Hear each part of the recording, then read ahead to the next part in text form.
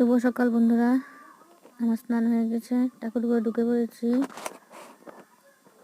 দেখো ফুল মা এনেছে, কত রকমের ফুল আছে দেখো।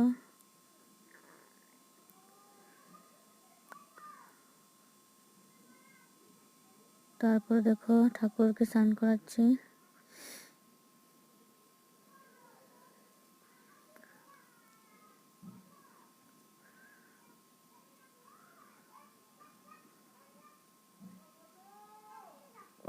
তারপরে দেখো স্নান কমপ্লিট, কাপড় পরানো হয়ে গেছে, এখন সাজাবো।